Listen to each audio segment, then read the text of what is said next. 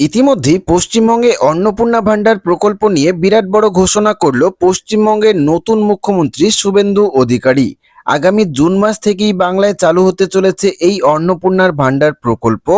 তবে এই অন্নপূর্ণা ভান্ডার প্রকল্পের সুবিধা পেতে হলে প্রত্যেককেই মানতে হবে এই 10টি নতুন নিয়ম। তো বন্ধুরা, অন্নপূর্ণা ভান্ডার প্রকল্পের সুবিধা পেতে হলে আপনাদেরকে কোন 10টি শর্ত পূরণ করতে হবে বা কোন 10টি নিয়ম মানতে হবে, এই বিষয়ে কি জানিয়েছে রাজ্য সরকার, সমস্ত কিছু আপনাদেরকে একদমই ডিটেলসে জানিয়ে দেব এই ভিডিওটিতে।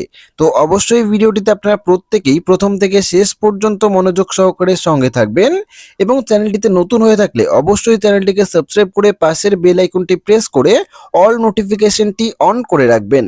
বিজেপি সরকারের অন্নপূর্ণা ভান্ডার প্রকল্পে মহিলারা মাসে ৩,০০০ টাকা করে পাবেন আর্থিক সহায়তা, যা লক্ষ্মীর ভান্ডার প্রকল্পের দ্বিগুণ টাকা।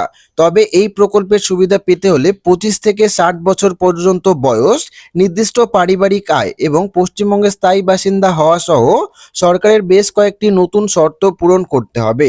বিজেপি সরকার ক্ষমতায় আসার আগে থেকেই জনপ্রিয়তা পেয়েছে এই অন্নপূর্ণা ভান্ডার প্রকল্প। এই অন্নপূর্ণা ভান্ডার প্রকল্পের মাধ্যমে পশ্চিমবঙ্গের প্রতিটি মহিলারা মাসে ৩,০০০ টাকা করে আর্থিক সহায়তা পাবে। আগে যেখানে লক্ষ্মীর ভান্ডার প্রকল্পের মাধ্যমে ১৫০০ টাকা করে পাওয়া যেত, এবার কিন্তু তার দ্বিগুণ টাকা অর্থাৎ ৩,০০০ টাকা করে রাজ্যের প্রতিটি মহিলারা পেতে চলেছেন। বিজেপি সরকার ক্ষমতায় আসার আগে থেকেই অন্নপূর্ণা ভান্ডারের আবেদন নিয়ে বিভিন্ন জালপনা শোনা গিয়েছে বিভিন্ন জটিলতার কথাও। এবার বিজেপি সরকার ক্ষমতায় আসার পর নয়া পদক্ষেপ নিল এই অন্নপূর্ণা ভান্ডার প্রকল্প নিয়ে। জানা যাচ্ছে শীঘ্রই শুরু হবে আবেদন, কিন্তু অন্নপূর্ণা ভান্ডারের টাকা পেতে গেলে একাধিক শর্ত কিন্তু আপনাদেরকে মানতে হবে। সরকার প্রায় 10টি শর্ত পূরণেই কিন্তু মিলবে এই অন্নপূর্ণা ভান্ডারের ৩,০০০ টাকা।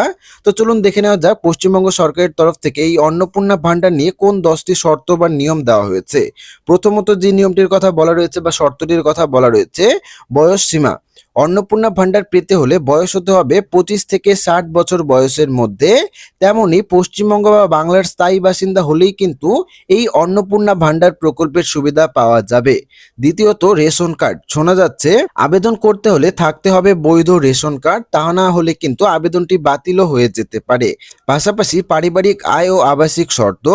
আপনার পারিবারিক আয় যদি 2.5 লক্ষ টাকা বা 2.5 লক্ষ টাকার কম হয়, তাহলেই কিন্তু আপনি এই প্রকল্পের জন্য আবেদন করতে পারবেন। তা না হলে কিন্তু আপনার আবেদনটি বাতিল হয়ে যাবে এবং আপনি কিন্তু এই প্রকল্পের সুবিধাটি থেকে বঞ্চিত হতে পারেন।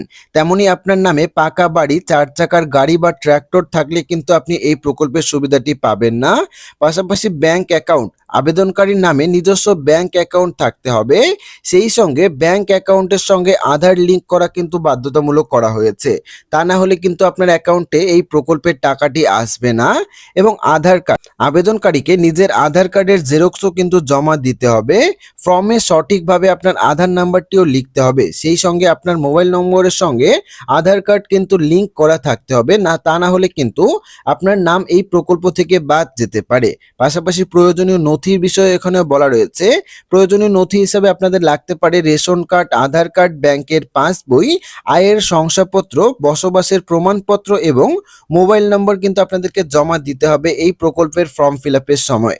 এই সকল আবেদন জমা পড়ার পর তা সরাসরি কিন্তু যাচাই বাছাই করা হবে এবং সবকিছু ঠিকঠাক থাকলেই কিন্তু আপনি পাবেন এই প্রকল্পের ৩,০০০ টাকা। ইতিমধ্যেই পশ্চিমবঙ্গের নতুন মুখ্যমন্ত্রী শুভেন্দু অধিকারী অন্নপূর্ণা ভান্ডার প্রকল্প নিয়ে তার প্রথম মন্ত্রিসভার বৈঠকে বিরাট বড় ঘোষণা করেছেন। তিনি জানিয়েছেন আগামী জুন মাস থেকেই কিন্তু এই অন্নপূর্ণা ভান্ডার প্রকল্প চালু হতে চলেছে।